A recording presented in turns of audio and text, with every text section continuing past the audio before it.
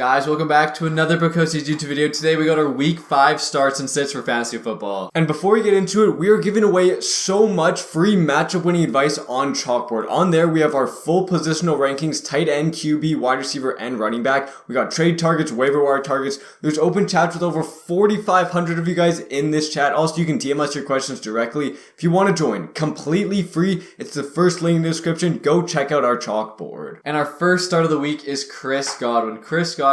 Yes, he's been injured most of the season. His best game was last week at 12.9 points. But he still got 10 targets, which is very encouraging, and the matchup against the Falcons is awesome. I believe the Falcons are 26 against wide receivers. We expect this Bucs offense to have a ton of points and Godwin to get a ton of targets, which has super high upside for fantasy in week 5. Our second start of the week is James Robinson. You have to start this guy. We were telling you guys to sit this guy last week. He got 2.9 points. This week, we're telling you to start him. He's going against the Texans, who are number 32 against RBs, the literal worst in the league. Eckler just went crazy against him. The week before, Herbert went off.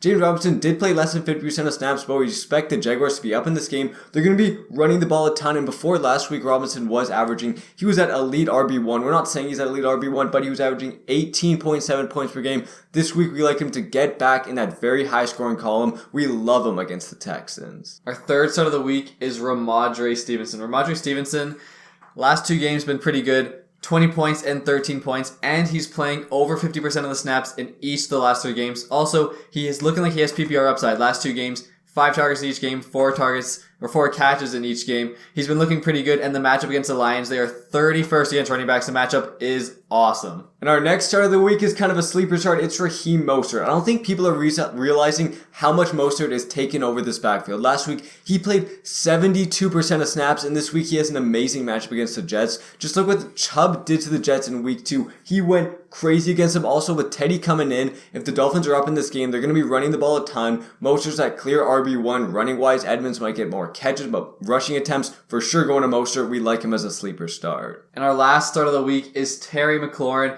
He's going up against the Tennessee Titans at home. Titans have been brutal against receivers. They're number 29 in the entire league. And Terry, yes, he hasn't been awesome this year, but Dotson is out. There is still Curtis Samuel. Curtis Samuel is still the best receiver in this offense for fantasy football, but Terry's still averaging around 7 targets per game. Still has solid upside, and again, with Dotson out and against the horrible Titans cornerbacks, he has tons of upside in week 5. Our first sit of the week is Ezekiel Elliott. Elliott has been pretty bad so far this season, only averaging 9.1 points per game. And this week, he goes against the LA Rams, who are number 1 against RBs. Zeke has a very bad matchup. We saw in the first 2 weeks, he had 2 bad matchups, put up 5.9 points in both those. Also, Pollard takes touches. The Rams are favored in this game. They might go up. They might have to throw it more. Zeke's not a great catching back. We do not love Zeke in week 5. And our second sit of the week is Rashad Penny. Rashad Penny went off last week, had over 25 points. He looked awesome, but again, it was against the Lions. Lions have been brutally bad against running backs. Besides that game, Rashad Penny has not had a game over 9 points all year. He's going up against the Saints in New Orleans. They are number 4 against running backs. It is a super tough matchup. We expect the Seahawks offense to struggle big time. Do not like Penny this week. And our next sit of the week is more of a temper expectations. Not everyone can sit this guy, but it's Deontay Johnson. Deontay last week didn't look amazing. He looked like the wide receiver 2 in this offense. Once Pickett came in, he threw it more to George Pickens. George Pickens had over 100 yards. Even Freiermuth got a lot of targets, a lot of yards. Deontay Johnson was kind of phased out the game plan. Yes, we think he still is probably the wide receiver 1 here, but Steelers have a very tough matchup against the Bills. Bills are number 5 against wide receivers. They're probably the best defense in the league. Also, Deontay is questionable. If you can sit this guy, we see him as like a borderline flex. If you have someone on your bench, you can maybe slot in instead of Deontay. We'd highly consider that this week. And our fourth sit of the week is DK Metcalf. Again, this is more of a temper expectations than a full sit. He's like a mid-flex play for us this week. DK has been awesome the last 2 weeks. I believe 17 and 20 points. But again, the Seahawks are traveling to New Orleans to play the Saints.